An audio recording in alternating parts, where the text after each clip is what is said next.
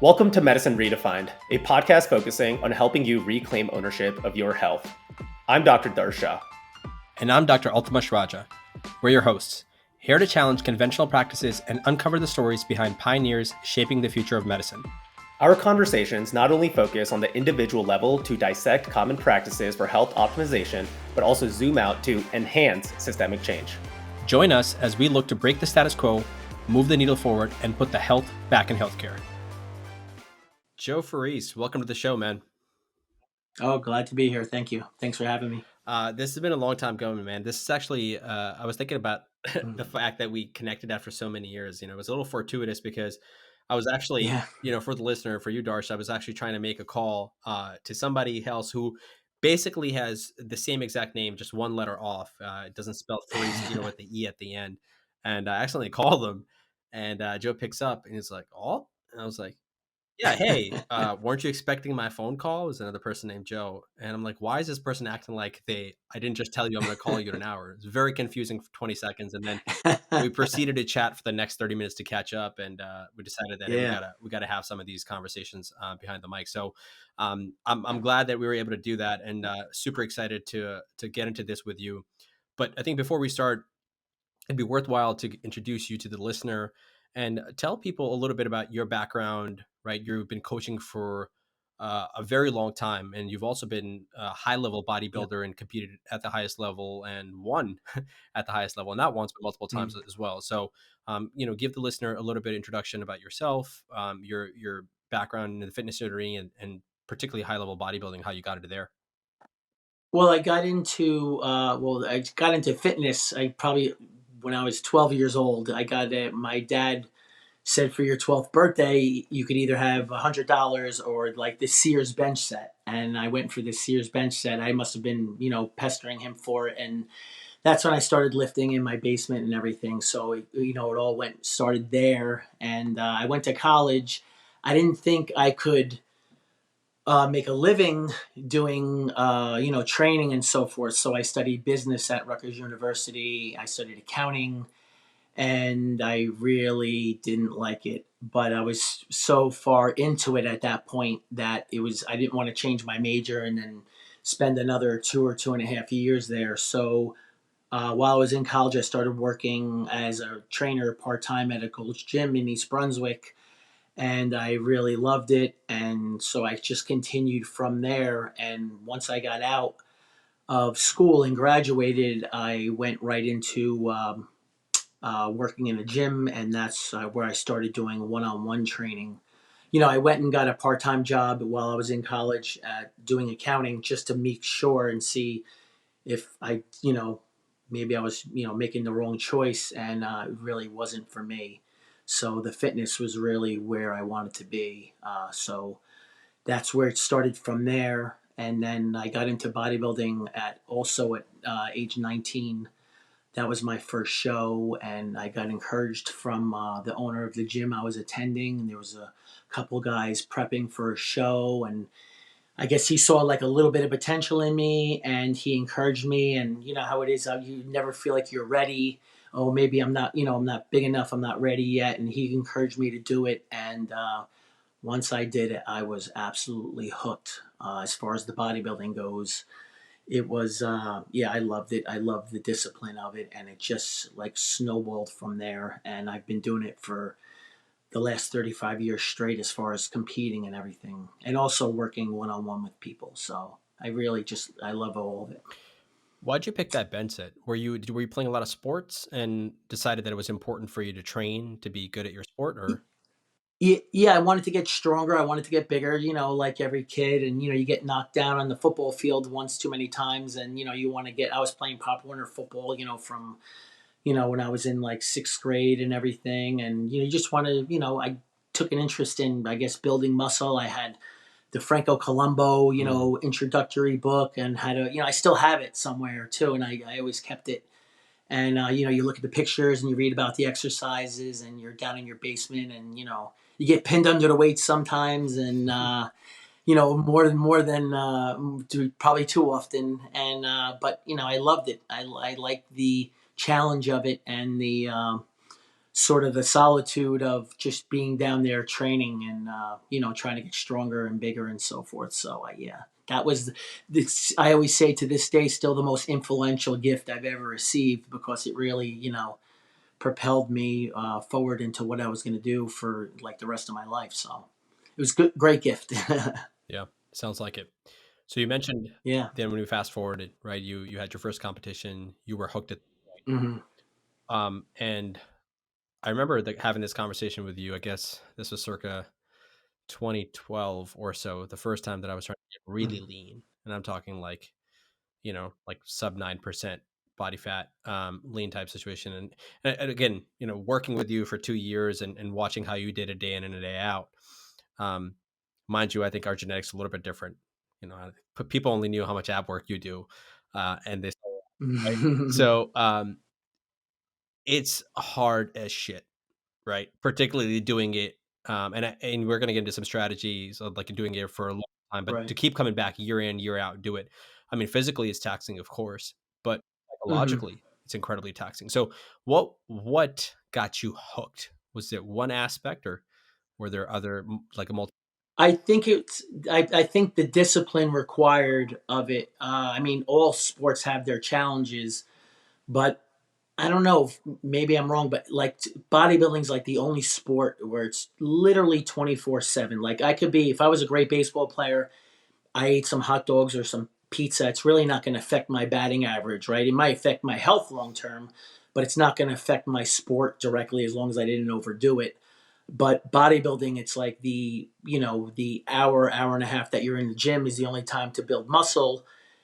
And then on top of that, you leave the gym and it's not over because your sleep, your nutrition, everything is affected, and your body is really recovering at that point. So if you want to, build on the changes that you hopefully made in the gym, you have to do all the other things. So it's really truly 24/7, whether it's in season or off season. Most people think of it just during the dieting phase, but really, I track my food. Uh, I track it now in the off season just to make sure I'm getting enough calories where I can grow. You know what I'm saying? And that sounds like, oh, wow, you get to eat so many calories.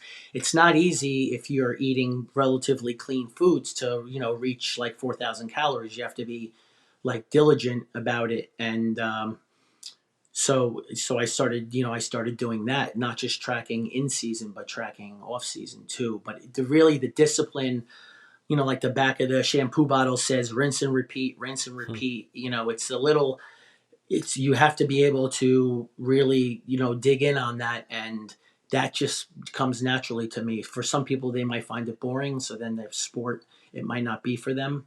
Maybe they might do it once or twice, but I love that aspect of it even more so than I love getting up on stage, but the aspect of the trillion steps from the last show until all the way the next show, which could be 9 months away. I'm always telling myself, the time goes by so fast, you know what I mean, with everything. And I always tell myself when I'm in the gym, blink your eyes, you'll be on stage. The next thing you know, you'll be walking out on stage.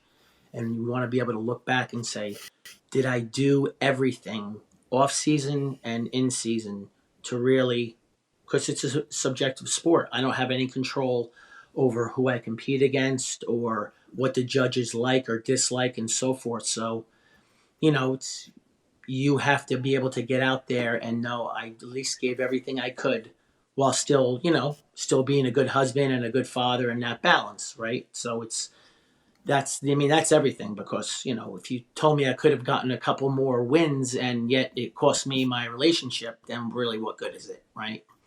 So that's the most important thing, the balance and the support that I have, from my family and from my wife, especially.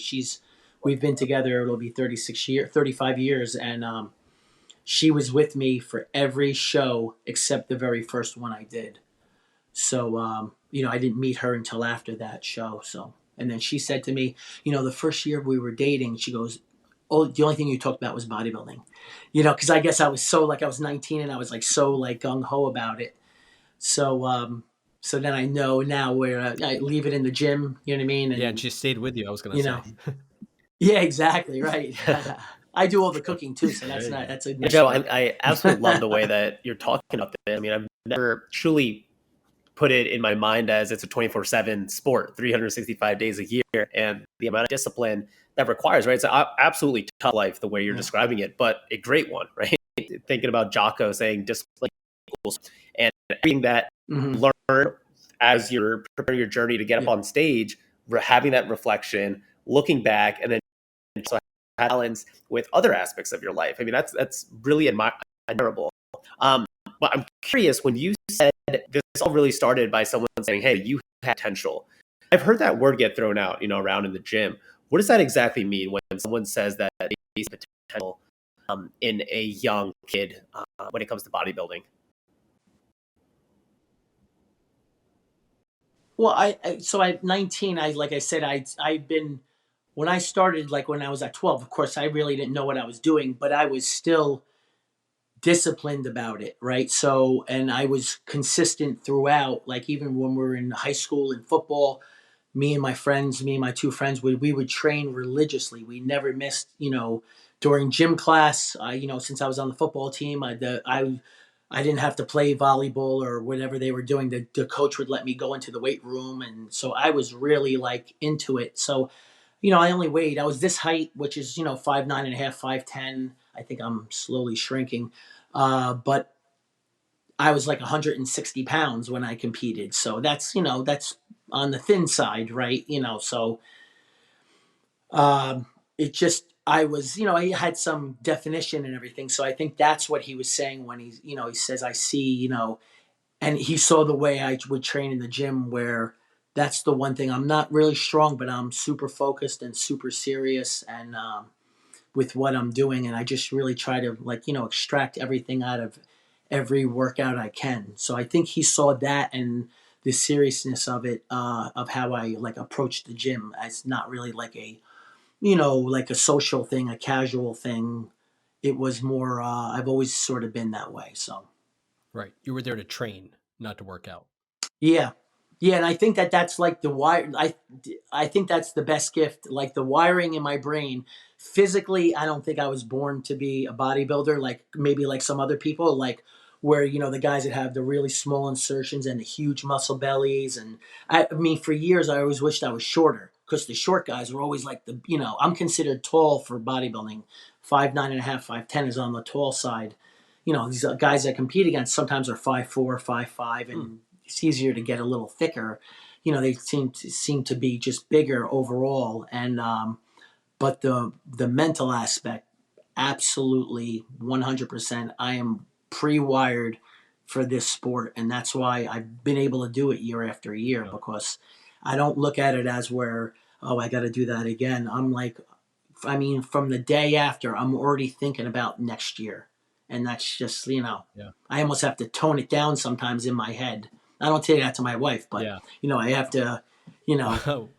but I'm always sort of game planning because, like I said, it's really, you want to have a great prep and diet down and whatever. But what did I do in the off season that's going to, when you peel everything away, what's going to be there? And is there an improvement or are you staying the same? Yeah. So, You've mentioned off season, in season a couple times now.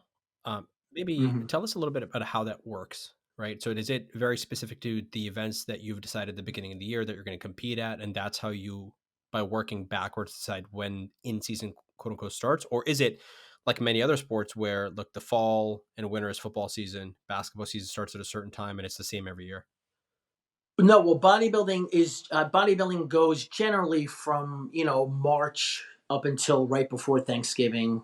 There might be a show or two after Thanksgiving, but most of the organizations cut it off right before Thanksgiving, and they generally start it around March, somewhere like the early shows. So you sort of got to pick. Like I've competed in the middle summer shows. I try to pick if I'm picking like say 3 shows, I try to have them be relatively maybe 4, no more than 5 weeks apart because you don't want to stretch out, the peaking and everything for a show. It takes its toll on you. And then, if you did 6 months of prep and now you're competing over the course of the next 3 months or 4 months, it leaves no time for off season. So the shows I do now, I've been doing the Mr. America the last few years, and that's an October show.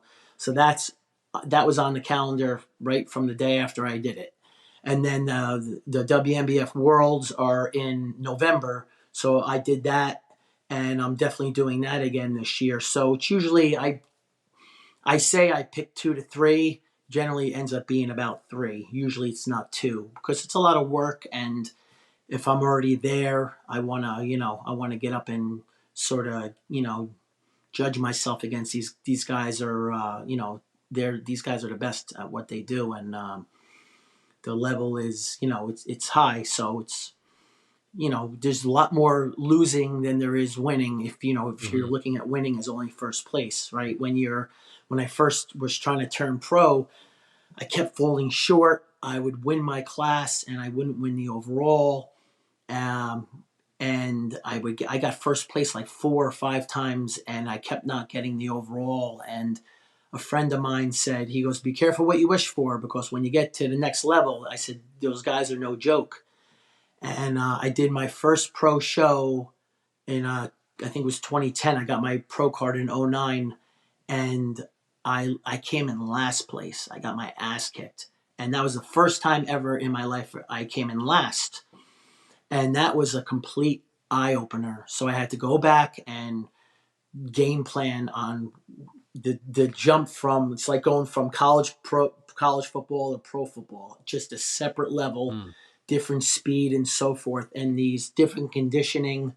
So I learned the hard way, and I got embarrassed, in my opinion, and that was that is a great kick in the teeth to really go home and reevaluate, what did I do, what have I been doing, and what needs to change. And like one of the biggest things was I always competed right around 190 as an amateur, and the moment I would drop, this is how the psychological part works, especially for guys when you don't want to get like smaller. You hate that feeling of getting like you're wasting away. And when I would go right below 190, I would bump my calories up the next day. So I would go back above because I'm like, I wanted to compete at 190.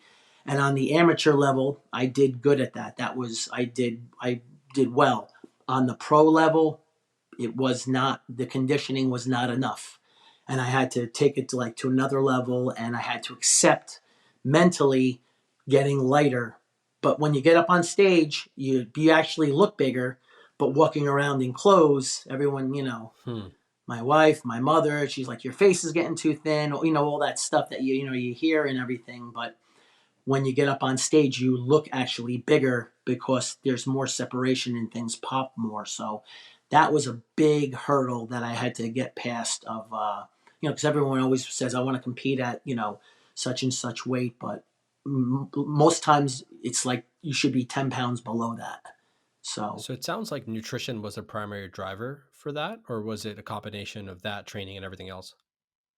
no, the nutrition was, as far as getting leaner and accepting, digging deeper and, yeah, having calories a little lower for a longer time, maybe a little bit more cardio. I don't do a ton of cardio because I try to stay within striking distance, but you hit up, it's like I tell people, all diets work and all diets eventually fail.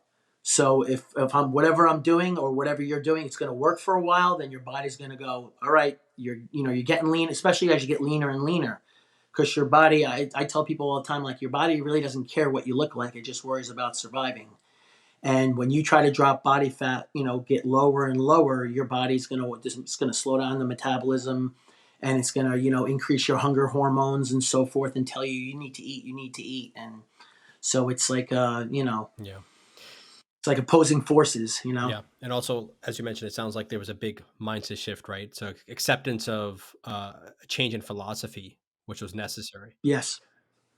So I'm sure we're roughly 20 minutes in, and people are probably wondering, well, why the hell are these guys on Medicine Redefined talking about bodybuilding, right? That's not what the show is about. But Right. I think, as you mentioned, right, distinct from any other sport, I think bodybuilding, and if you've had a taste, right, and again, I haven't competed, but if you've had a chance to really dial in nutrition, sleep, and do all those things, you understand that it's a lifestyle. It's 24/7. Hmm.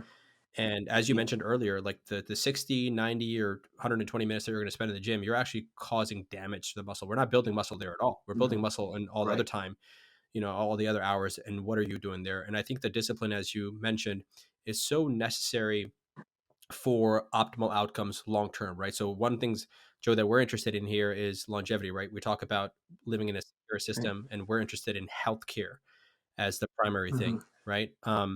And with that, we recognize the importance of nutrition, things that we're going to talk more about. We recognize the importance of Right. exercise, strength training, particularly, and muscle, right? A lot of people covet muscle now as the organ of longevity, right? I think that's being recognized and really appreciated and emphasized more so. So, with that, I think there are going to be a lot of actionable things and ways for people to think about, and what are lessons that we can extract from you and just from that mentality. So let's start talking more about the training piece of it, because I think we could probably agree that that's the most enjoyable Yeah. when it comes to this, right? Yep.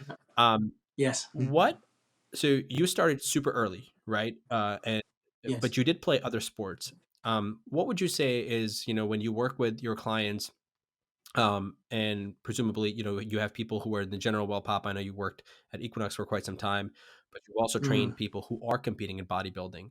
I mean, what are some distinctions in training philosophies for bodybuilding versus somebody who is just looking to be healthy and getting shape, that you're like, okay, well, this is how we need to approach it, and these are the goals, etc.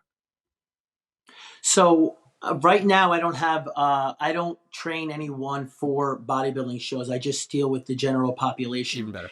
And I've worked with kids, I've worked with all different ages, but right now, everyone that I happen to train is like 50, 60, 70 years old. So yeah, they'd like to look better, but that's not like the driving force. They want to feel better, they want to be stronger, and they want to move better as you age. And that's a big change from, when you're dealing with like a 22-year-old, guy who just wants to have, abs and bigger biceps and so forth. So I deal with a lot of, as they call it, like sort of functional exercise or things that'll transfer over to real life. And sometimes those exercises could be the same, like a squat. Whereas, the 22-year-old may be thinking, I want to squat and I want to get bigger legs. Whereas the 68-year-old person, we're squatting so they can, keep getting off the toilet and keep getting off the chair and getting off of a deep couch. And they're lunging because they want to be able to get something down in their pantry, not kneel down and not be able to get back up, as opposed to, what is this going to do for my quads and my glutes and so forth. But we're doing the same exercise, but with a different purpose. And so that's one of the main things, is that so it makes the rest of their life, their everyday life, easier. Stairs and not having to hopefully have a walker at some point, and still being able to play tennis and pickleball. And I've people that do all different things. I've some people that love to jog and run, and some people that love to bike and so forth. So it's maintaining the lifestyle as they age, and maintaining that strength. So it's not always for, how much can you bench and how much, always pushing.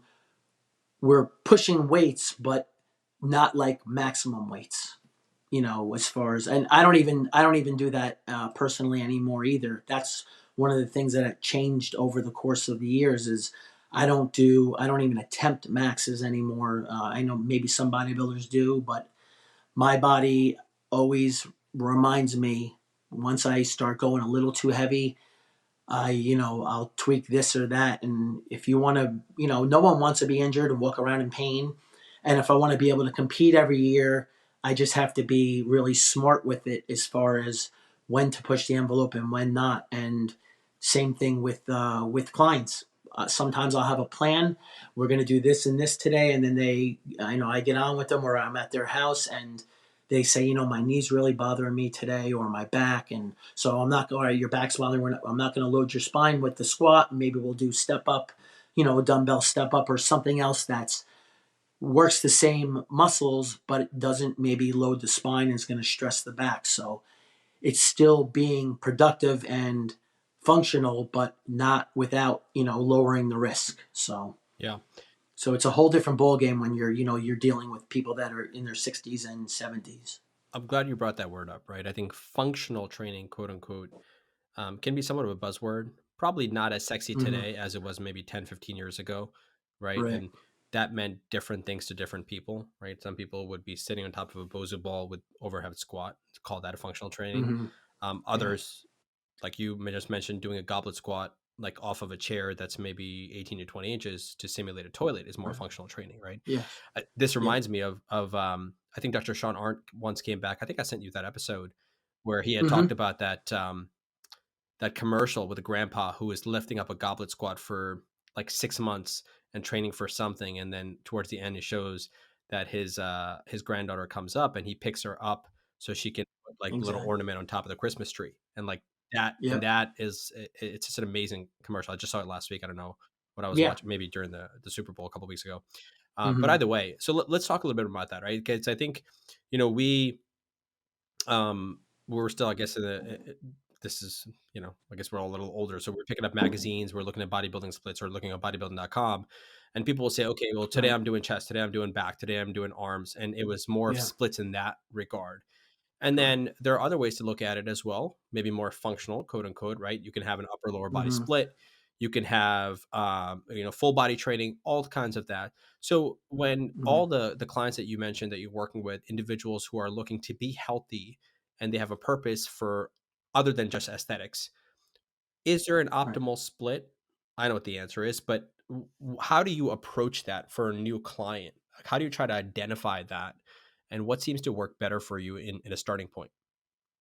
Well, it seems that you want to find out what their goals are first, and then find out, injuries and all that obvious stuff. But then, what are they looking to do in outside the gym? You know what I mean?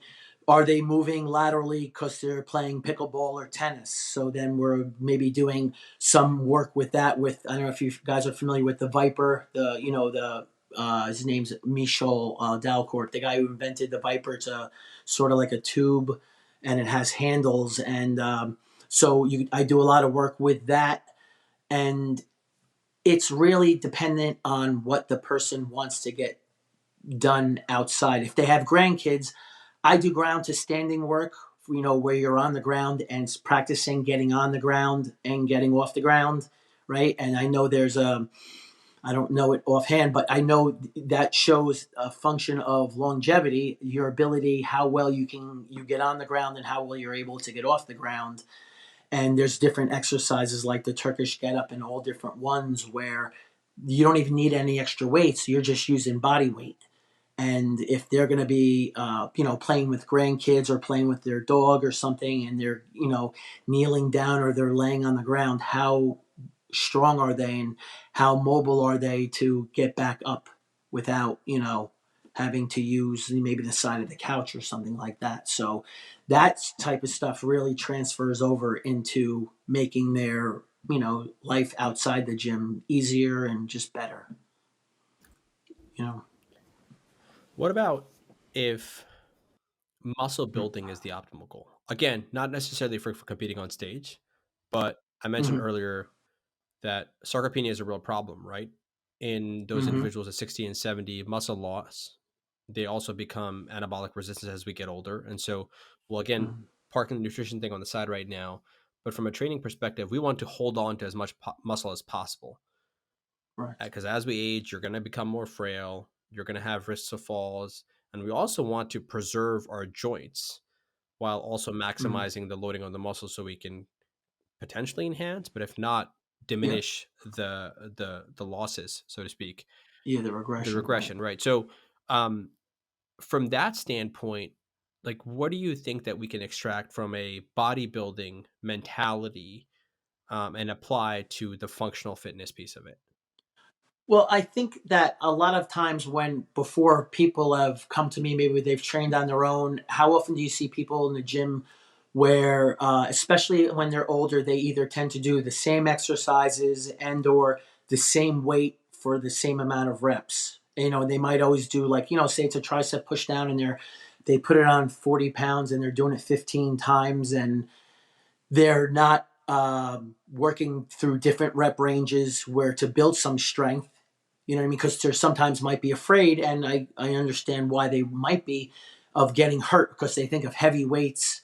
Maybe they think of heavy weights as, oh, I'm not, I'm not trying to be a big bodybuilder. I just want to be able to, do things in my everyday life. But you do need obviously a certain level of strength, and you build more strength when we're, working in the maybe the 5 to 7 range, as opposed to always doing it in the 15 range. And you're hitting, working more fast twitch muscle fibers with a little bit of a heavier weight. But then what comes with that is you got to make sure the prep of before you train is there. That's like one of the biggest changes for me and for anyone who's going to age. I do mostly all the same exercises I've always done, but the prep to get to that is a lot longer. So when you're 22, I used to go just right in cold, off the street, and start, with pretty heavy weight for, what I was doing. I wouldn't even think of doing that now. So you want to lower that, that everything's a cost benefit, right? If the person's running late and they didn't have time to prep, sometimes people go, let's just get right to it. And I don't have time. I'm 10 minutes late. Let's get right into it. And I tell them we cannot skip the prep. You know what I mean? It's like, do you ever hear the saying, 10 minutes of prehab beats 10 weeks of rehab? So, and I try to tell them that. I'm like, you enjoy doing this. This is your hour, just, dedicated to you. We don't want to set you back by, not running through, the proper prep to lead up to, especially if we happen to be doing, something like a squat or a deadlift and or lifting a heavier weight on that day. So it's, that's a big component of it, as far as, as far as staying healthy Joe, and do you staying mind injury going free. into what the prehab looks like? Is there any what warm up? Any sort of cardio? Is it a type of motion? There's a lot of people that just into it. So Yeah. Yeah, so I have. I mean, everyone's is a little different, but I mean, like for if it was, I was using myself as an example. I always go in and I always do just the bike for 5 minutes, and then I'll do the rower to warm up my upper body and lower body, and sort of work that sort of squatting pattern on the the rower, or ergometer. And then I go through pull aparts, and I roll the band pull aparts, roll my T-spine. I'll do snow angels for shoulder mobility and to open the chest. I mean, so many people are sitting at their desks for so many hours a day, sitting in traffic for so many hours a day. Everyone's hunched over their phone, looking at their phone. So everyone's so internally rotated that I'm always trying to do more, back and pulling work, as opposed to, it's not a 1-to-1 ratio. It's always more pulling than it is pushing. And, most guys that, everyone wants the beach muscles, the ones you could see, like the chest and the arms and everything. But really, you have to give extra attention to the back and the posture work. So, but that, and then warm up sets, not just jumping right into, if you're, especially if you're working in say a 5 to 8 rep range day, not jumping right into that, prepping with a 1 or 2 warm up sets leading up to that. So, I mean, the prep is usually at least 20 minutes or so of getting active. And, for some people it's jumping ropes, or other people it might be just getting loose with, jumping jacks, something, with a little bit of a light plyometric and so forth. So everyone's is a little different, but as you age, I mean, the prep that goes into it is becomes more and more vital. So, moving along from the warm up, right? And I'm curious, for your training, especially, and then maybe somebody who is, again, we'll put somebody in their 40s, maybe had 1 or 2 injuries, and can dedicated 5 to 7 hours a week of training. So we're not limited. And even for yourself, if you care to share, like, do you suggest, or do you feel like it's better from a muscle building standpoint? Again, I want to keep that focus as we go along, because I think that's probably what bodybuilding, from, actually, I shouldn't say that, just physique, recomp, all around. So even fat loss, right? But again, from muscle building standpoint, is it more of an upper lower split that you seem to like better? Again, context is everything. So you've already mentioned it's going to depend on the individual and all that stuff. Yeah. But again, if the person's is just like I'm a blank canvas, right? Or is it going to be more of a push-pull split? What do you like? Where would you start with that?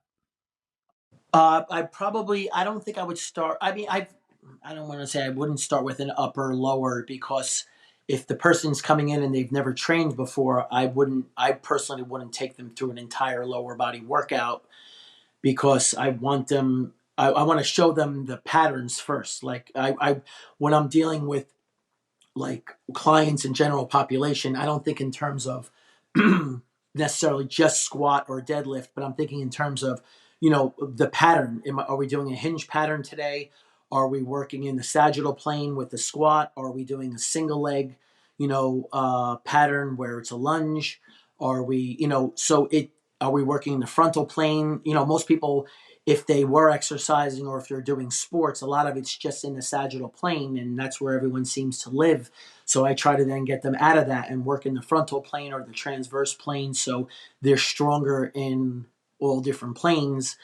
And so I look at what they've been doing, and if they haven't been doing anything, I give them like a little dose of each thing, but more so the teaching of, the proper difference between a squat and a hinge and so forth. And like to you guys, it should, that probably comes naturally, but to someone who's never worked out before and they want to move better and they want to get stronger, teaching that saves us both a lot of time on the back end. So the difference between all those different patterns. Would you care to give an example of each of those, right? So people might not know what sagittal plane, frontal plane, transverse plane means. So maybe a specific example that might be well known. Yeah, so like if a person is doing a squat, whether it's a barbell squat or a goblet squat or just a body weight squat, that's sagittal plane.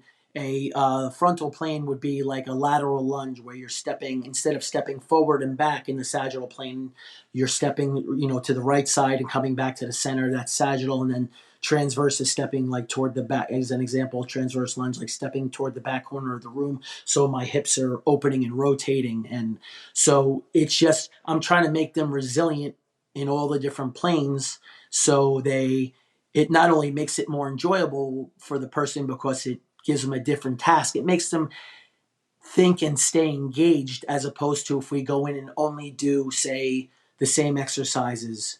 Because when, again, like I said, if they were working out, they probably feel safe and comfortable on certain machines, and machines are fine and they have their definite place. But especially if the person is able to, I like to have them use their body and have that move through space, as opposed to, like just a leg extension or a leg press where they're seated, stationary. There's no balance required, no stability, no like body awareness. And all of that using either your body weight or like a TRX or something like that, that brings all of that into play, and it makes you hyper aware of, it's not just these muscles I'm working, it's my whole body's now moving through space. And I have to be aware and what's happening throughout the rest of my body. So that's generally where I would start, as far as that of having them move better with their own machine, which is their body. That's the way I would sort of approach it or view What it, at least about to start. And then maybe as we go along, it might get a little bit more specialized.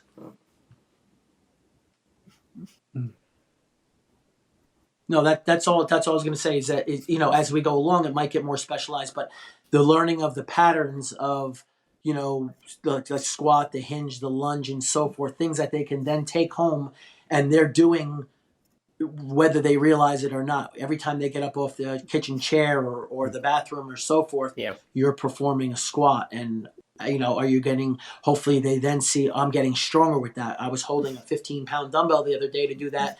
Now it's easy for me to get up off the Yeah. the couch and so forth. So that's where it's transfers over. Whether you want to call it functional, real life, whatever you want to call it. That's where people see like quality of life improvements, and that's really what's especially with Yeah, the with that population I'm population, when you working with. talk about progression, I think a lot of nurses and pop, when they task zone of weightlifting and being a gym, they might tend to be monotonous, if I could use that, using the same type of training week in, week out. At what point, can people look at their progression and see that they now need to either change angles, work in different planes? How do you assess that with your clients? Obviously, people can say, "Oh, I did 40 pounds this week. I'm now doing 50 pounds for the same amount of reps, the week after." But once they plateau, I think a lot of people can get confused. How do you coach them through that? So, I mean, that could be a matter of changing the tempo of the movement, slowing down the negative, or give them it could be pauses, it could be, and then or changing the plane of what they're doing. If they're, instead of doing a regular sagittal plane goblet squat, now we're opening up and doing a transverse goblet squat. So it's changing the planes. Like I said, it's not always just about changing the weights, because as it's, I should be benching, 2,000 pounds by now. I started when I was 12. It's, the body doesn't work like that, as far as like a nice linear, moving upward and constantly getting stronger. So you don't push it, because again, with the older population, myself is now included in that, your joints, you want to be careful on, how much you're stressing them and so forth. And so I think that always pushing heavier and heavier weights, at some point, like you said, you're going to hit a wall, and then we need to make it more challenging. I want you to get proficient at the movement, but at the same time, I don't want to have the muscle get too relaxed. I don't want to say relaxed, but too efficient. I want it to be challenged, whether it's working in a rep scheme. You have some guys that come in and they may only work with heavy weights and lower reps. So then I'm going to purposely work in a different rep scheme with you. It's going to stimulate different fibers and give you better muscular endurance, and overall just give your joints a break. And if it's the opposite, where the person is always working with, could be a man or a woman working only in that 20 rep range, I'm going to try to start to introduce, a little bit more weight, and maybe not push it right to the edge of failure, right? So they feel comfortable with it. So they feel what those heavier weights feel like in their hands, and so forth. So it's about getting comfortable with the new movement, but yet not eventually letting the muscle get too comfortable, because it's, the body adapts pretty quickly, and then it wants to, stay the same and so forth. So it's not always, constant progression. It sort of ebbs and flows, as you know.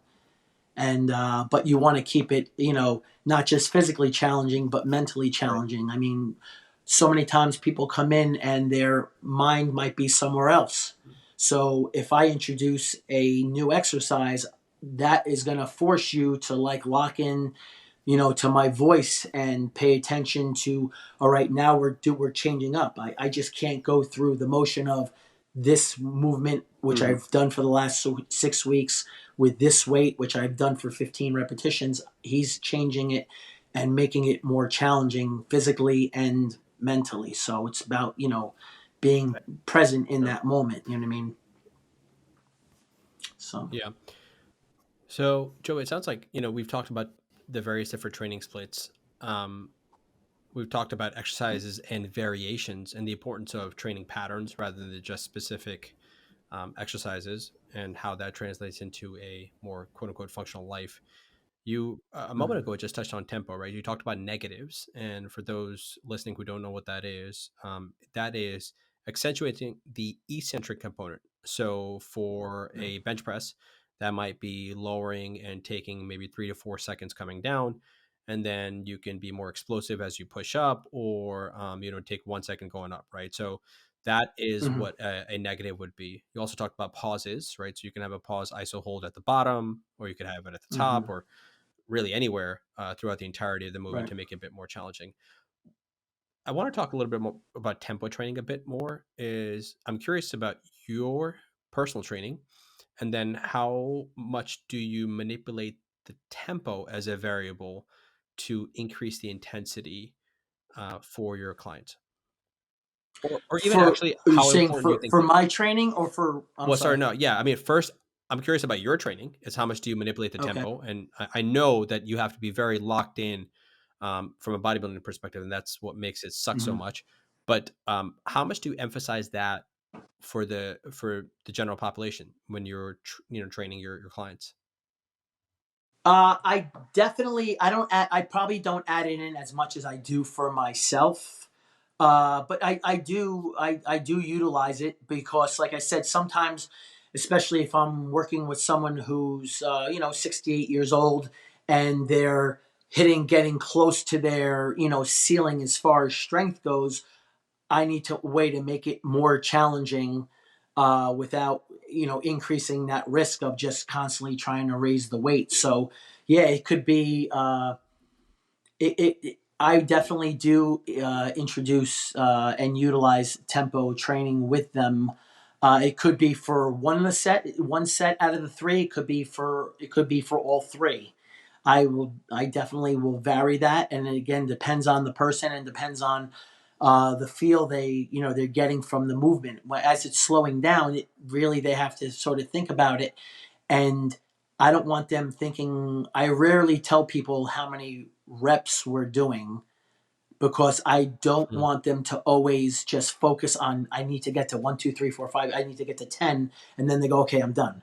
And then they tend to increase the speed too much. So I'll utilize a tempo when I see the person starting to move too fast and moving the weight just from point A to point B and just trying to accomplish the 10 or whatever they think that magic number might be.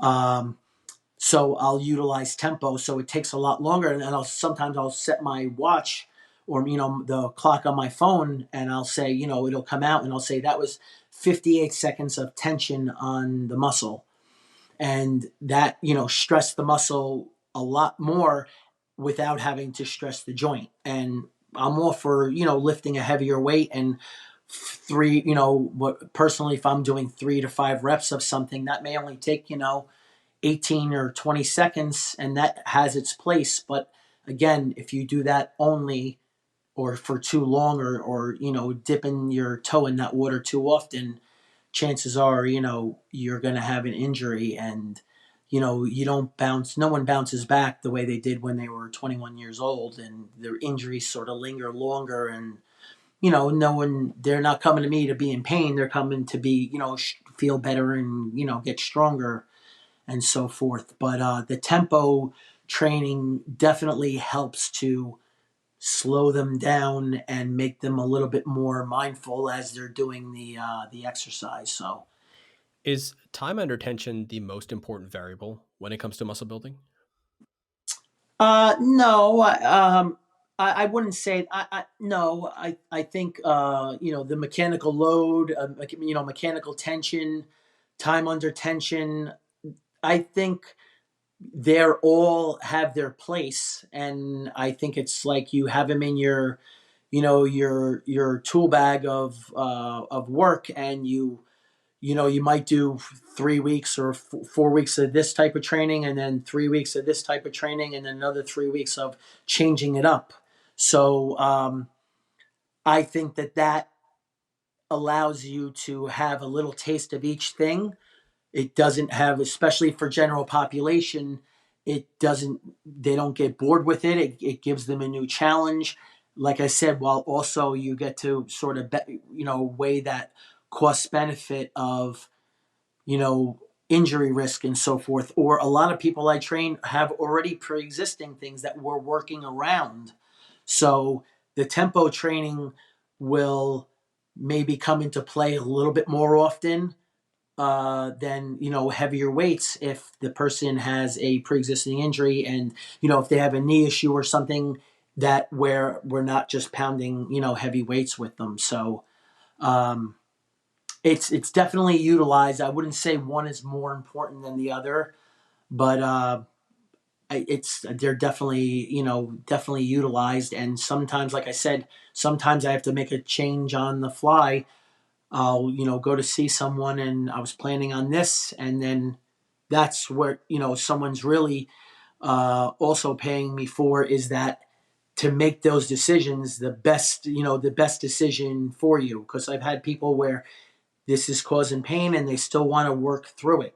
And there are other ways that we can accomplish what we want to do. Today's maybe not the day to do that. That's, at least that's been my philosophy. You know what I mean? I'll go in the gym, and you guys may experience this. You're feeling great. Everything's lined up. Seems like sleep and eating, and you're just not strong that day for whatever reason. And if you then continue to try to push those heavy weights, chances are, that might be a day I change up and switch more to tempo training as far as my own training. So I could still be productive, but it's not going to be what you would call a record breaking day. But it's, it inches along as you, because the longer you do this, the longer you lift weights, the more resistant your body becomes to adding muscle, right?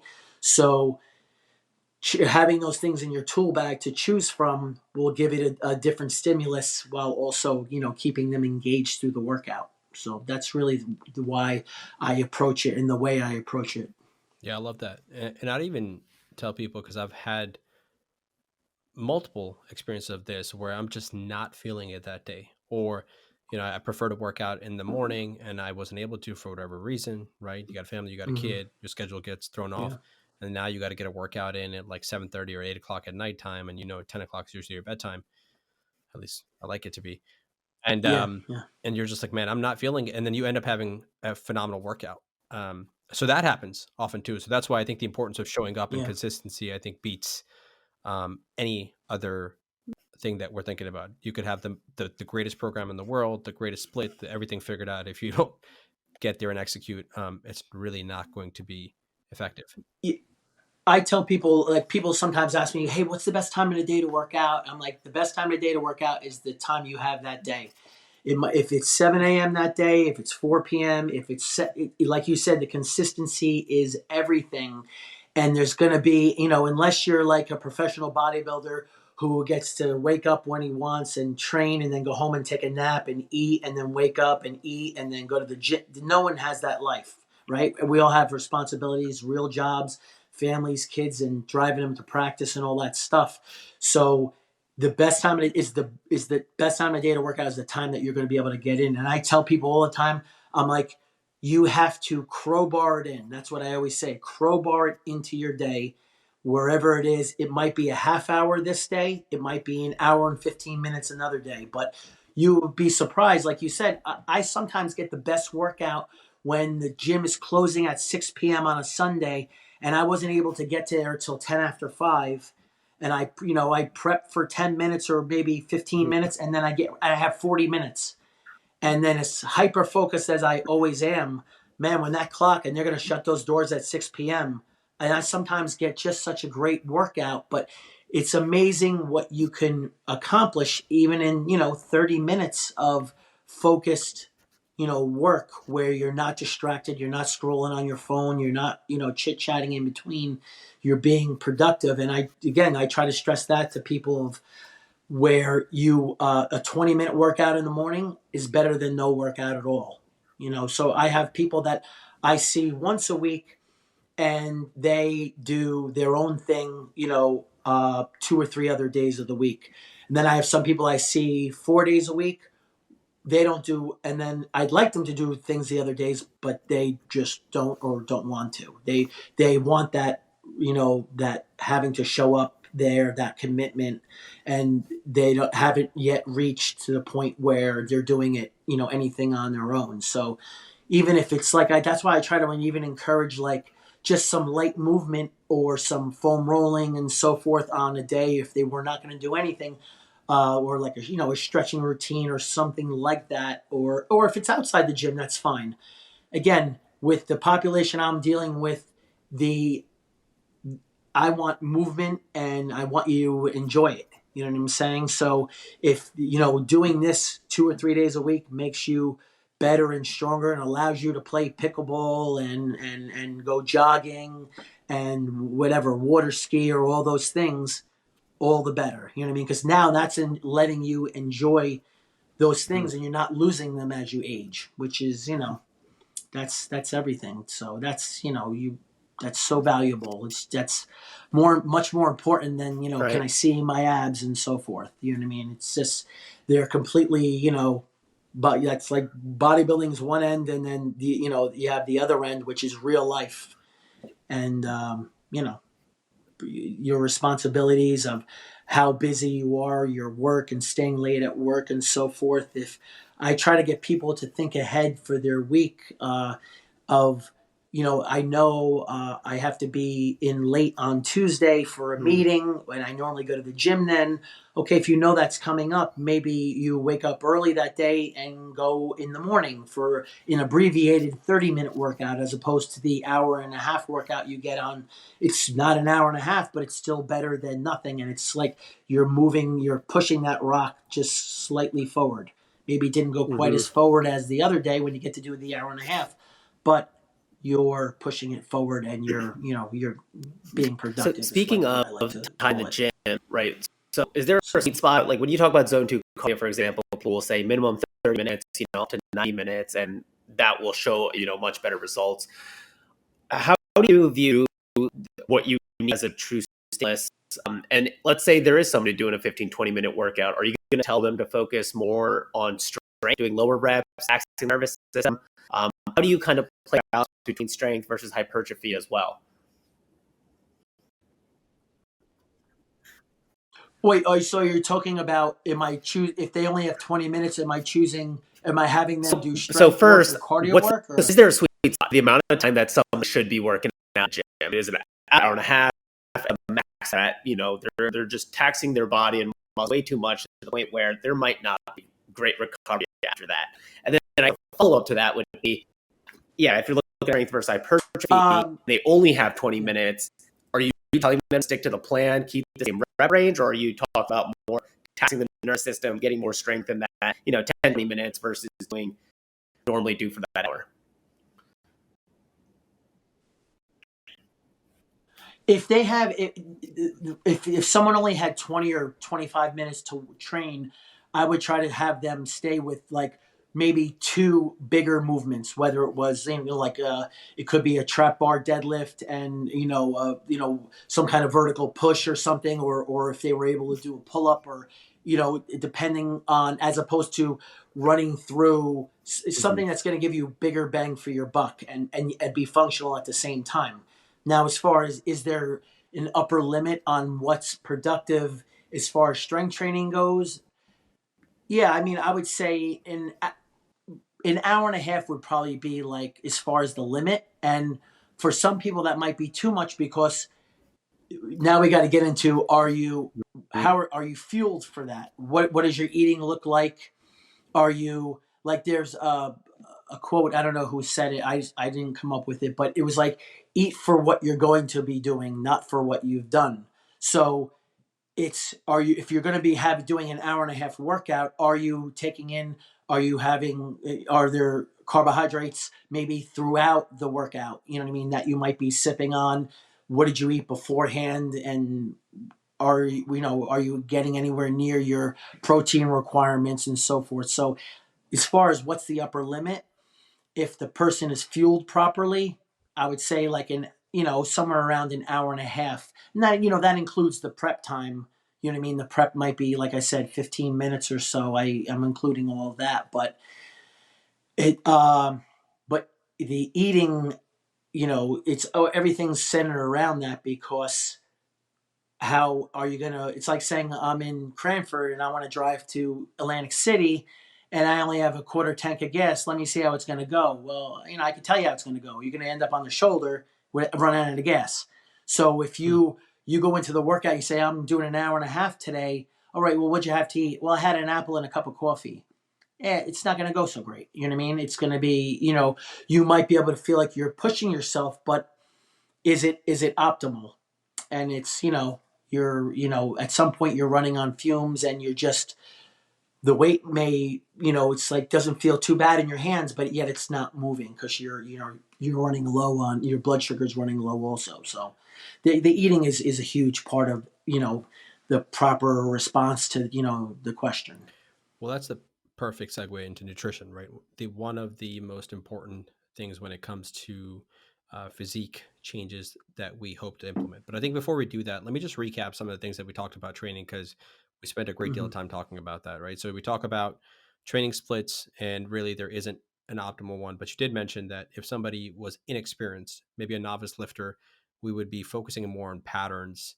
And knowing Yeah. this, we would perhaps do more full body workouts, 3 to 4 days a week, depending on the intensity and all the other Hmm. factors and lifestyle and things of that nature. Exercises, you mentioned variety is the spice of life, and you want to work in multiple planes. So emphasize the sagittal plane, forward and backward, the frontal plane, side to side, and transverse plane, more of a rotational component to keep Hmm. everything 3D. With 3D individuals, we want to build Correct. resilient people so they can have healthy longevity, right? Keyword.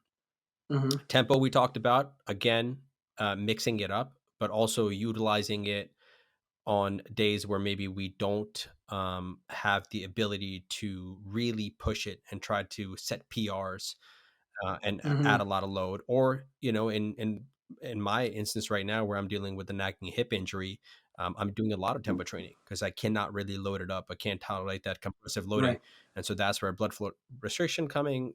For me, is helpful, and also tempo training has been extremely helpful, both Hmm. eccentrically and concentrically. And let me tell you, goblet squats on a slant board with 4 seconds eccentric and 4 seconds concentric is a real pain in the ass. No pun intended. I think that type of work so many times is so much harder Mm-hmm. than the heavy weight for 2 reps. I think that's why most guys do heavy, aside from wanting to say I bench press or squat this, it's over so Mm-hmm. quick. When you give them something like 50 to 60 or 70 seconds of time under tension, it is Right. brutal. Mentally. And it is like your natural tendency is pain Yep. avoidance. And that is like a burn like they've never experienced Right. before. And it's, they just, it's like a fire. You naturally like go away from it. And Yeah. so, yeah, I mean, the tempo training is great when you want to be productive and sort of you're working around Yeah. something. And you mentioned volume, right? We just emphasized toward the very end. We have kind of a loose upper limit, but it again depends on all your goals, your performance, what you're training for, Mhm. and really what you have left in the tank, which is what we're going to talk about. Intensity, we touched on it here and there.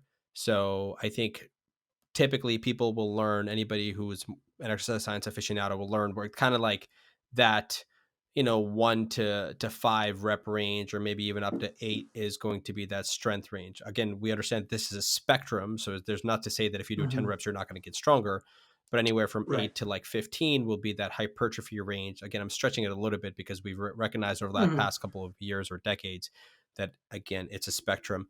And then I think there's some recent literature to even come out that reps up to 30, you are still going to get Yeah. hypertrophy. Again, not to say that if you're doing sets of 25 reps, you're not going to get stronger. It's just not going to be the optimal spot if strength is your goal. So that's where intensity comes in as well. So with that said, anything that I missed there when it comes to training principles, Joe? No, but I'd like to touch on what you said about like the 30 reps. I mean, I've read, you've probably read the same thing where you can build muscle. Like everyone always thinks if something's, light and I'm doing it 30 times, I'm really not going to build any muscle. But if it's 30 and it's failure, Mm-hmm.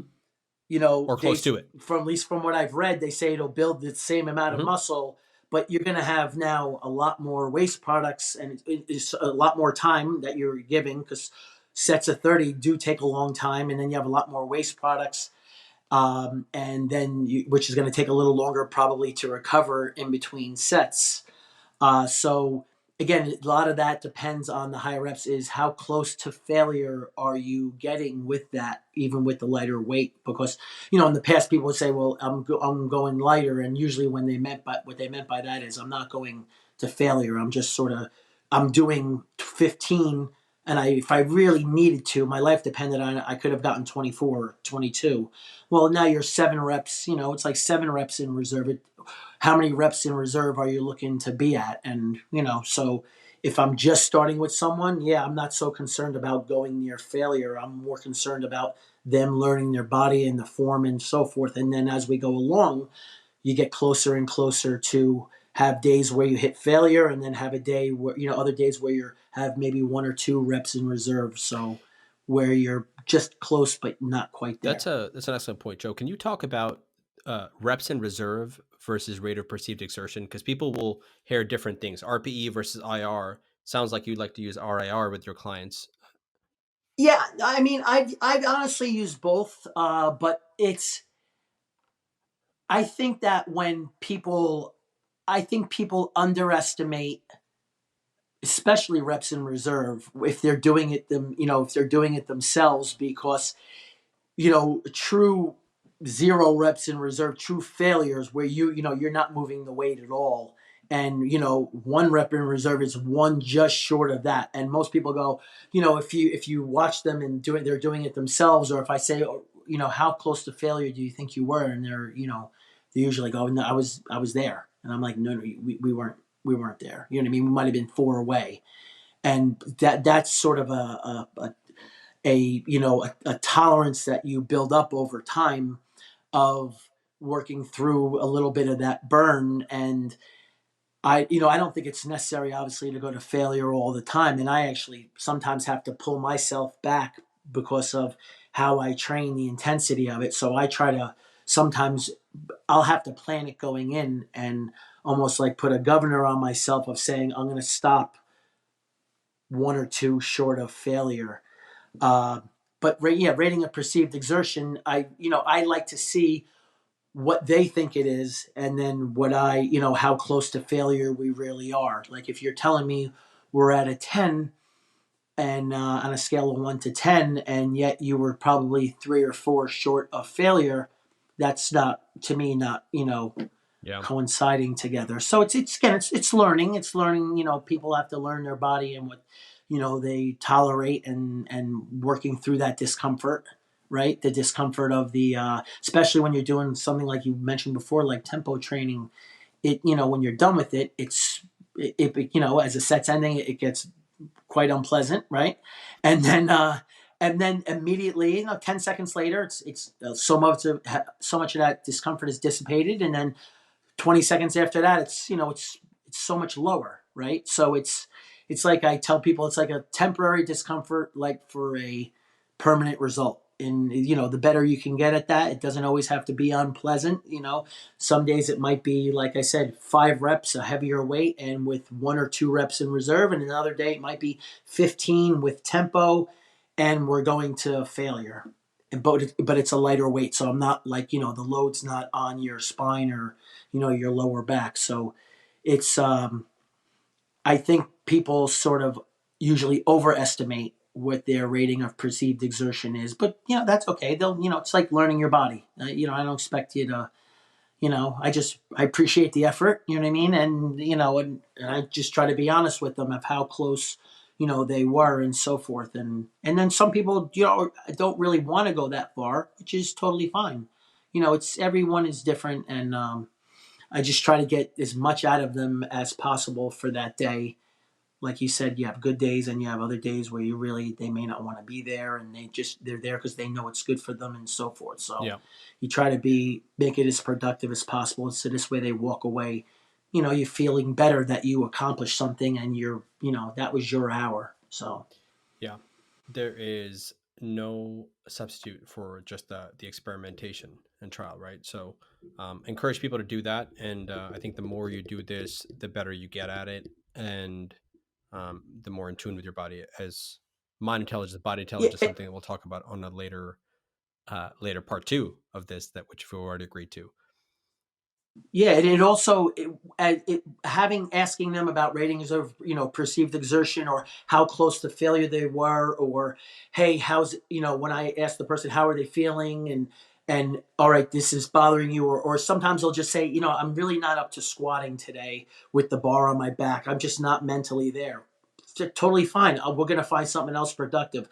It's because I'm not the Gestapo who says we're going to do this, and you have to do what I say. They're part of the process, right? I could like I said, the main goal is to be productive and have them feel better, get stronger, move better, and so that leads over into their quality of life. But they need to be part of the in on the conversation. It's not just I'll come in with a plan, and then most of the time I modify 1 or 2 things just based on I've been there where you're just not like, man, I don't want to have that bar on my Mm-hmm. back. I'm just not up for that today. So we're going to do, I did lunges instead. And, I love it. in some ways it was harder because it's just Yeah. different, Different stimulus. Yeah. All right. We've pushed it off long enough, but let's talk about nutrition, right? Mhm. Where do you think, I mean, we touched a little bit about specific macronutrients and timing, and we've talked about nutrition a ton. So I think most individuals at this point who've been longtime listeners understand the different variables that we can focus on and manipulate. When you're having conversations with people who are intermediates, right, and they're pretty in tune Mhm. with their body, they have some sense, they've been doing it for some time, certainly not a novice, and played a lot of sports and understand what macronutrients are, maybe have had some exposure to some calorie tracking, all that stuff. What are the levers that you like to pull on in the beginning? And Mhm. like, how do you approach that conversation with nutrition with your clients? Well, if they're not, if they haven't been, because I have lots of people that eat real well and they have an awareness of approximately what they've taken in. But if you're looking like to take the next step, and if they have not been tracking, I try to encourage them to at least track. Maybe if it's not every day, but maybe like, hey, let's track what you're eating for a week or two. And people sometimes, I think we're like creatures of habit. We tend to eat, a lot of the similar things, that whether if we're eating out, we like this restaurant and that restaurant and so forth. And you generally tend to get, I like this here and this steak at this one and fish at this place. Well, then I could, if I have an idea of what you're taking in, then I can make adjustments off it based on what you're telling me. You're telling me hey, I'd like to lose 12 pounds. Well, right now you're eating in a surplus and I need to know approximately where you are. I know you're not going to track and weigh everything out. Most people don't want to have to do that, but I at least to get an approximate of where they are, and then find out where they're willing to go. So, like, I want to know, what the motivation is of why they want to lose that weight. Is it because they're most of the time it's coming from the doctor, right? Sometimes you could tell, like I've told my dad certain health things, and Hmm. they don't always listen, and then when the doctor tells him, he listens, right? So Well, your then dad's a good patient because my right. patients don't listen. So but I was like, I could have told you that for free, right?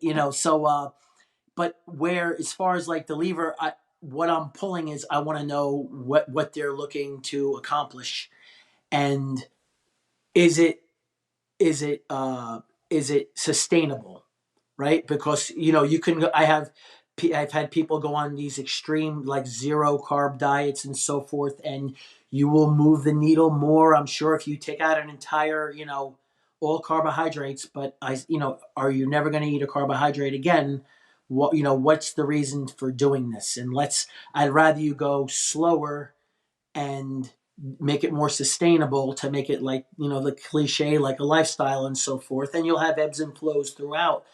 But are you doing something where you're then going to lose so much weight so quick and then rebound off of that, and then we're back to square one again? So that's what's the reasoning of why they're doing it. What did something change? Did blood work come back where they now need to, what's motivating them? Yeah, I think people Are you pre-diabetic? It could be, a number of different things. absolutely, there's a misconception that people in this country particularly have a difficult time losing weight. And I think we know that that's not necessarily the case. It's keeping the weight off, right? Hmm. All the what is it, the Biggest Loser or whatever those shows are, they do a Yeah. phenomenal job getting it off in 6 weeks, 12 weeks, whatever the time frame it is. But Yeah. majority of them, greater than 90 something percent, I get, don't quote me on Yeah. the numbers there, but I think we can probably find it for folks, will end up putting it back within a matter of few months after the fact. So, and Right. again, everybody's had success with some type of diet. You mentioned all diets work, all diets don't work, or all diets work until Yeah. they don't, Eventually right? Eventually fail. fail, Yeah. right? So, yeah, I think that's also really important. I really like this approach. I've heard a couple of people mention it. Sinkowski talks about this as well, previous guest, who says that rather than putting it into a calculator or, there are lots of fancy online calculators which give you a ballpark approximate thing, is to actually Mm, track what it is that you're taking in. And then, okay, this is where you are. And if you're not gaining weight, great, that's your maintenance. And if you want to reduce, right, maybe we'll cut down by a little bit. If you want to right, gain, as you already mentioned, I've never done that because I'm just too impatient, and I'll just rather do the calculator, and also more right. analytical. And so I can get my body fat and stuff, and use my lean body mass as a thing. And we won't get into too much of that. But, you know, I think you brought up this amazing point about sustainability. I think we use you as an example, understanding you're hardwired different than most people. But Mm, despite that, doing it for 35 straight years, it has to be sustainable. And the question that we always have to right, ask ourselves is like, are we doing this for the wedding or whatever it might be in 10 weeks? Or are we doing this right. for the next 10 years? Are we doing this so we can play with our grandkids? And if the answer Mm, is one of the latter questions, and there's nothing wrong with the former either, right? To just do it to look good for a specific purpose, that's fine too. But I think we could probably find some place in the middle.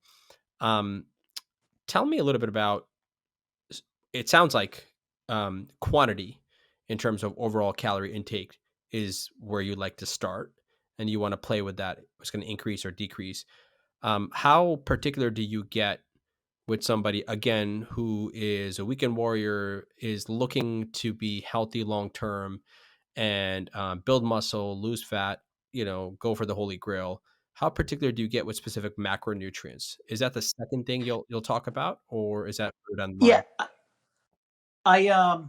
I I start usually with most people I find are usually falling short on protein, right? So there, if because I try to tell them I'm not advocating a high protein diet. I'm just you're out of balance, and most people are taking in either too many carbs and fat and not reaching enough, getting enough protein. And I try to explain to them how as far as building new muscle and holding on to the muscle you have, especially if you're now trying to come down and shed, body fat. We want to hold on to the muscle that you have. I mean, how many times when you hear people say, "Oh, I lost 20 pounds," and if they do it and then they're not either weight training and or they're doing some kind of extreme diet, again, correct me if I'm wrong, but there's a good chance you're losing half fat and half muscle, which is not a great, or it's at least close to that. And that's not great. Now, if you've done something that extreme, and then, like you said, 90 something percent of people rebound, gain that 20 pounds or more back. I said, do you think that, the 10 pounds of fat, 10 pounds of muscle that you lost, when you gain the 20 back, do you think you're going to gain 10 pounds of muscle? That you're generally not. You're going to gain more fat. And now the ratio, which wasn't great to begin with, the gap gets a little bigger and gets a little bigger, and it gets worse. And the metabolism starts to slow down that much more. And then the person gets discouraged and they want to do something more extreme to have that needle move. So I try to really encourage like sustainability and like what I do and it's what I try to have other people do is if whatever, say your maintenance calories for whoever it is might be 2,200 or say 2,400, we can go a week at maintenance and then a week below maintenance and then a week back at maintenance or in 2 week spurts, 2 weeks at maintenance, 2 weeks below. Because if you just cut, you'll get a nicer drop in the beginning, and then eventually you're going to have to go so low, or you're going to get either so weak, or like I said, I've seen people in the gym where they cut so much they're taking in like they're eating like a supermodel, and their body going into a bodybuilding show, and I'm like, you look like a zombie in the gym, like you don't have any more intensity, you're not pushing weights like you were, which is going to hold on to the muscle that we're trying to retain the muscle that we have, and just ideally lose as much fat as possible. I like the idea of sustainability for the maintenance and then below maintenance and maintenance and below maintenance, because it's sort of, you have a little light at the end of the tunnel.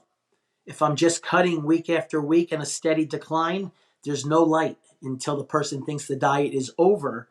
And then what happens when the diet's over? They go back from A right to Z as far as eating again. And then it usually doesn't end up well. So I like the idea of we're at maintenance, then we dip below maintenance, then we're at maintenance, you get a little reprieve, and then you're below maintenance, and the needle will move a little slower, but it's still moving in the right direction. Your strength is staying up. Your energy is not as bad as it is when you're just cutting constantly. So I'm a big believer in that. This is where I had the idea that we got to get on and talk about this, because when we had this conversation, I've implemented it since January, and it makes the psychological piece of it far easier too, for us mere mortals, Joe, who can't do this year in year out for 35 years and 24/7, right? Especially me living with a toddler, where she's got the veggie sticks that I can't say no to. So if it's a maintenance week and I can afford to be, for me right now, it's just a little bit above 2,700. And again, as I mentioned, so the other thing to keep in mind is like, okay, if your training is going to be compromised, which again, not to make this about myself, but right now it is. So I cannot load, I can't train as hard. I can't have the mechanical loading. And so I have to kind of consider my nutrition. That's how I'm going to adjust that. Yeah. So that's actually been really, really helpful for me. No, I don't know if you've played around with that. I was going to ask, no, but that's pretty cool. For I've cut, it's kind of just been like you were talking about, just that steady decline. My question is, when you go back to the maintenance calories, is that maintenance week by week also getting a little bit lower because you're naturally cutting? Or are you keeping it at the, Yes, like I'll check whatever my weight is. I'll adjust it according to my weight. And again, it's not the most technical thing, but like I said, I tell people, like, even if I start off with, I'll take my weight and say multiply it by 15. I forget what the formula is called, but it's, if I start there, even if that's not the exact thing, I'm starting from a point, and then I'm going like a little below maintenance, and then I'll take the new number, whatever, after 2 weeks or so, whatever my new number is, that'll be the new maintenance, and then dip below, you know what I mean, there. So I'm getting to go back up, but maybe it wasn't up to where I started. If I started at, say, 3,200, if I'm, especially for myself, if I'm coming into like a show, it needs to be, it's moving along like that, the maintenance and the deficit. So, but it's, to me, the gradual part is the main thing that's going to really, make it not so bad psychologically. And I think the other important point that's worth highlighting, Joe, is in those lower weeks, right? From week to week, we're changing the calories, but the one macronutrient variable that stays fixed is the protein, right? So so I don't know what your protein intake is, probably a lot higher, but like for me, it's going to be around 200 grams of protein. And so, when I'm going lower, the protein stays at 200 grams, which roughly would be around 800 calories. And so it's the fat and the carbs that we're playing with that you're going to decrease. Is that? Yeah. So that's what I tell people you can manipulate. Some people feel better I've had people that feel just better on lower carbohydrates and higher fats. And for other people, it's the opposite. They are into, they like the more of the readily available energy and carbohydrate. And you could, both could go down a little bit, or you could, it could be a little bit more extreme if you want to go on the lower end of fat and the higher end of carb. And sometimes it varies day to day. Like I said before, as far as that, again, I don't know who said it, but eat for what you're going to be doing, not for what you've done. If, all right, I was just having this conversation with someone the other day. She was asking me about lowering her carbohydrates. I said, well, let's not lower them on your training days, because I want to have the energy available so you could still train with good intensity. But on your other days, maybe you're doing, tennis or whatever, or things like that are not, they're exercise, and that's great, but they're not as quite high intensity. On those days, we'll lower the carbs. So, and then I said, well, let's keep this. And then I said, eventually, maybe if you hit a plateau, then maybe you might we'll see about lowering the carbs on the training day and see how that goes. But you don't need to go right from A to Z. You want to have something in your back pocket to play with. It's like, if you're eating, sometimes people are eating, say, 2,800 calories, they immediately go on a diet and they're at 1,400 calories on day one. All right, well, and I said, where are we going from there? You know what I mean? If I have nothing to play with. If you were at 2,800 and we drop down to even 2,400 for 2 weeks, we're going to get movement, and then we won't get movement, and then we'll make an adjustment, and then we'll make another small adjustment to keep getting movement along, right?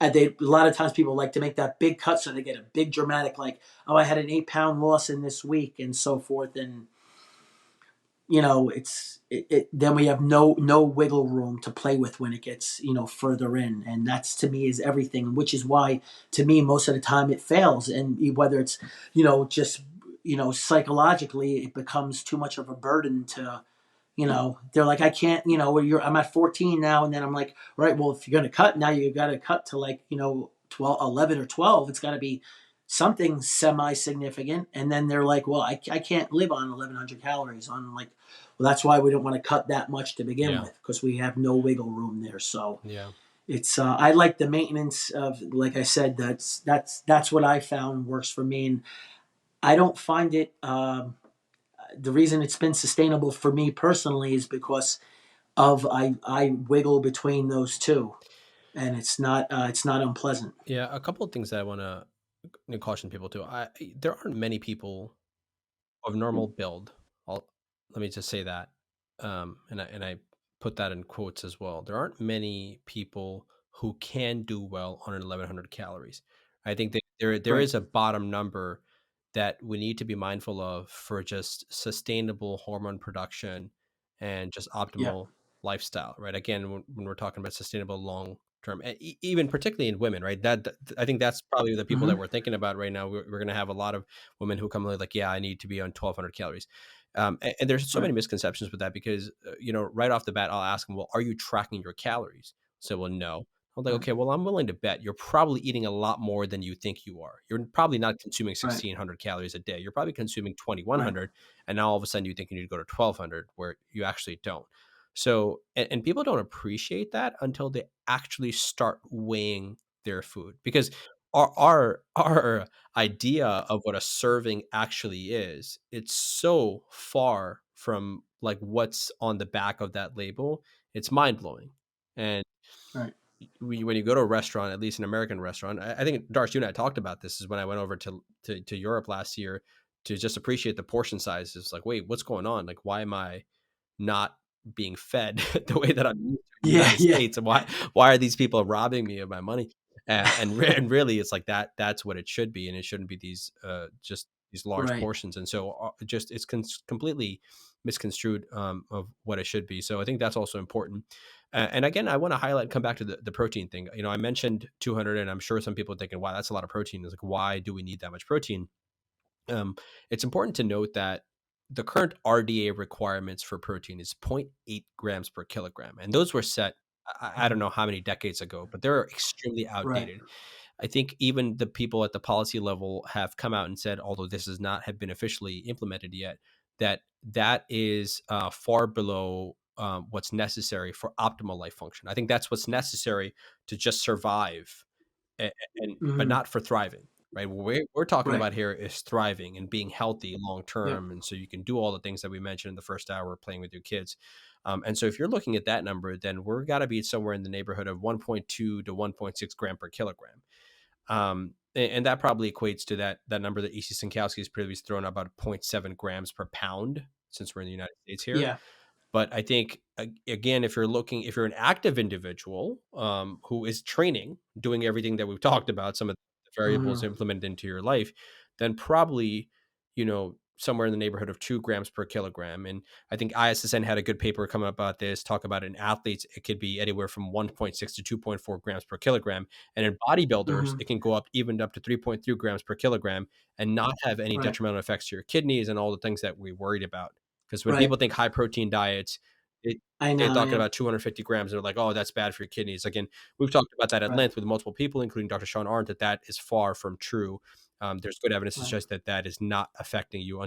Unless there's some kind of existing condition. Right. Different story. Now we're talking about a different story. So I want to put that out there, because when people think that, and nowadays we've actually even had some of these conversations on this podcast where people are talking about, well, protein actually is detrimental, is cancer inducing, and this and that. And it's like, okay, well, we don't quite have that. And I also highlighted with anabolic resistance, as we get older, we don't do a good job absorbing protein.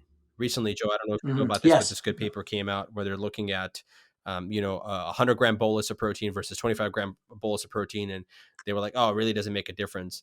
It's like, okay, it still does. It still does.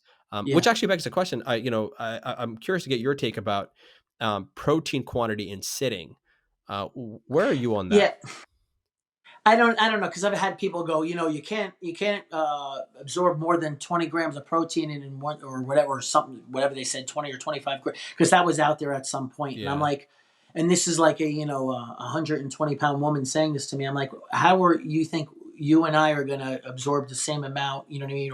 Or need the same amount? I could, I'm sure I could absorb with just my size compared to this small woman, can absorb more. um what is the upper? For me personally, I probably am uh somewhere between 35 and 55, if I'm in a meal, somewhere in that vicinity it might fall. And what's your daily target? Generally, I'm usually it's probably close to between 1.2 and 1.5 grams per pound, so Yeah. somewhere in there.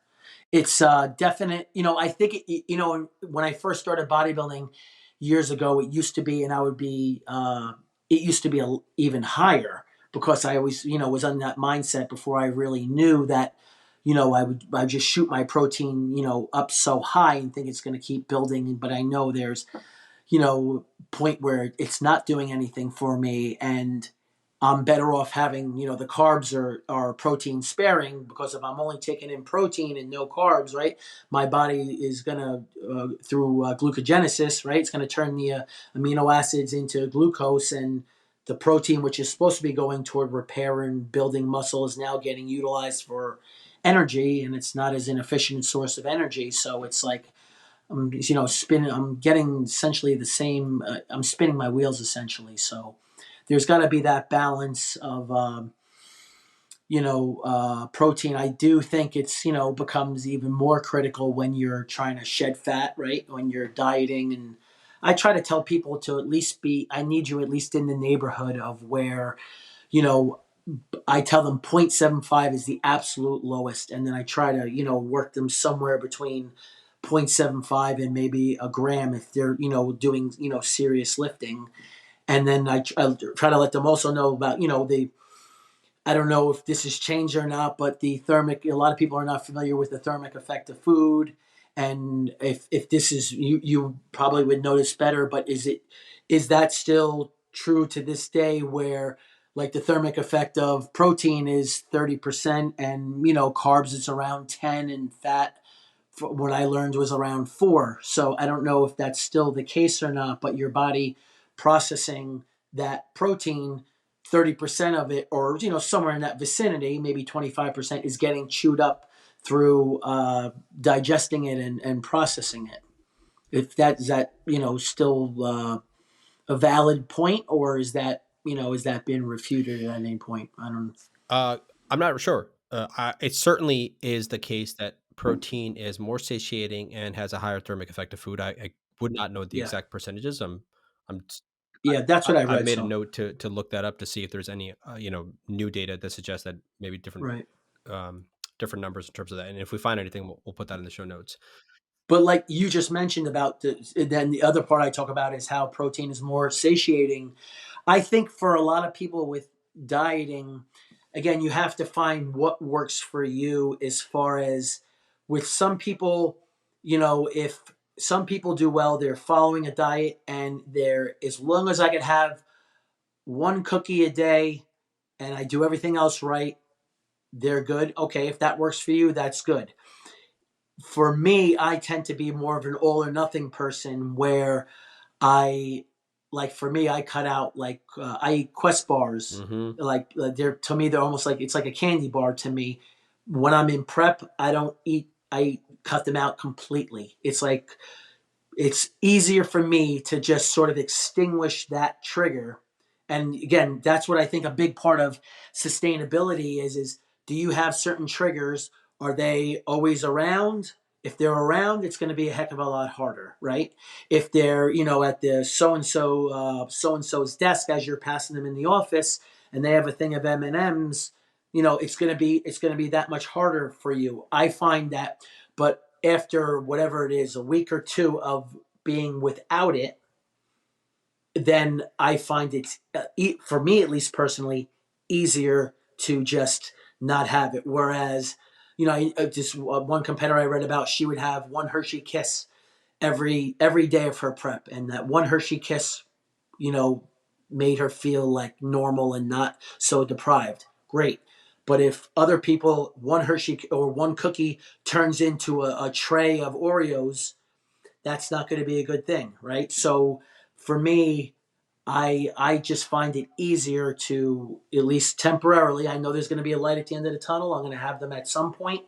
But for what I want to do now, for most people, it's probably like a balance. I don't ask anyone to diet the way I do and so forth. But people always ask me, what do you do? What do you do? Yeah. And I tell them, I say, if this is a trigger for me, I don't. I find it just easier to just extinguish it. You know what I mean? It's sort of like the whole thing with the cheat day, right? People would have cheat day first. It turned cheat meals, then it was cheat days, right? So, a cheat day could be, could do too much, a ton of damage on that day. If you're off season, that's one thing, but if you're in season, it's a whole nother ball game. Yeah. So How important is it to truly eat clean, quote unquote clean, versus just eating to hit your macros and micronutrients? There's a lot of debate out there. A lot of people saying, well, there's no such thing as a bad food. What are the things that you kind of experience maybe by having that cheat meal or having weeks where you may have gone off the rail, when you were young in your career, versus now eating clean? I'll tell you. I'll tell you a story. When I would years ago when I was competing, I would, if I had a show, and then I had another show maybe in 3 weeks and another show in 2 weeks. After the first show, that night and maybe the next, I would give myself that night and the next day, and I would eat like pretty like crazy. But again, my crazy is different than other people's crazy. But I was eating like all the different protein bars, like those are the things for me. That was like the things that made me happy to have after, all different ones, and they're all like, 'cause they're all like different candy bars almost. So they're almost, some of them are like glorified candy bars. But I had those big, remember those Metrics 100, those big protein bars. So I had those afterward, and I had like 9 of them left, and I put them in a bag, and I said to my wife, I said, take these to work and do me a favor. I'll tell you, keep them there till November when the season's over, and I'll have you, ask you to bring them back. So that night, I was going through like, this was years ago, going through like swings of cravings and so forth. And so it's midnight, and I go, I know her. So I go, I grab her keys, I walk out, it's midnight. I walk out to her car in the driveway, pop the trunk. What's sitting in the trunk? Those bars. So she didn't leave them at work. She just put them in her car, figuring they'd be safe. So I ate like 4 more of them at like midnight, right? And then so I left her a note. I said there were 9, now there's 5. Please take these away from me. You know what I mean? Like, that's where it was like, it was almost like an addict at that point. You know what I'm saying? I was like, I asked you, I can't have these around. And for like early on, it was bad. Like, I would eat healthy, generally healthy things. I'm not like eating Boston cream pies, but like crunchy TLC, those crunchy, granola bars, the Baikashi. I mean, I ate like, 4 boxes in one night at midnight. That's like 16 bars. That's not normal. You know what I mean? So I just I don't have any of those cravings now at all. And it's just easier. It's like, for me personally, I've essentially like extinguished it, and it makes life easier, which is, of course, if I was going through those swings, I mean, it's like a roller coaster. Then you have the guilt afterward, and you could be up like 2 or 3 pounds just in a night. and then you're trying to fix it with extra cardio and so forth, and it's like, Yeah. it's not a winning battle. I'm gonna take that little clip right there and I'm gonna send that to my wife, because I've had many of these conversations with her. I even got I wanted one of these lock boxes from Amazon, Joe, and it's got one of the combinations in it. I mean, it's sitting in the pantry, and again, living with a toddler, like you can't not have some of these things, because when a toddler refuses to Yeah, eat, right. and I get she's it. gonna want the one thing, and Yeah, Kit Kat, she loves that and stuff, yeah, and so, and of course, I live, uh, with mother-in-law too, and I don't know if you guys have these people in your life, but my sister, I think I might have mentioned this before. My sister is that, my wife is like that, where they can have half a candy bar, an actual candy bar, yeah, leave it in the fridge, not touch it yeah, for 5 days. And, yeah. and it doesn't make any sense to Yeah, me. my wife could do that. She could do that. It was not with a candy bar, but sometimes we'll be out and like there's certain things I just don't eat. I don't even have an interest in like certain desserts or things like that. I'm not doing it because I'm competing. I just don't eat it. But my wife will sometimes take a bite and then she'll go, not worth it. Or other times she will like it and maybe she'll eat half of it or a small piece of it or something. But whereas for me, like if I wanted it, like I couldn't eat half the bar. I would end up eating 5 of them. Yep. You know what I mean? Like that's the problem with the Quest bars. I never eat one. I eat like 4 of them after a meal. Yeah. You know what I mean? It's like dessert. You always have room for dessert, Yeah. right? When those floodgates open. But Josh, what's Yeah. cool about this story with the Quest bars is deja vu for me when he's sharing it, because he shared literally the exact story with me in 2012. So that just goes to show you about the consistency Yeah. of this man in Yeah. terms of the Quest bars in season, out of season. That's awesome, Yeah. and that says a lot.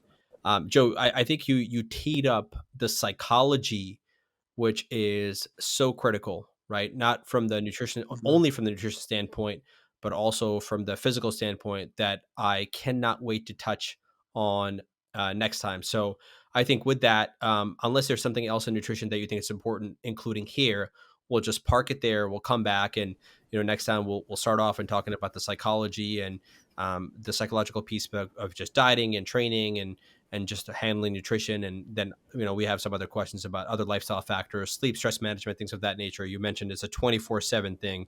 And of course, aside from Mhm. training and nutrition, there are other variables that need to be considered and really emphasized when it comes to this. So anything else that you want to include, parting words?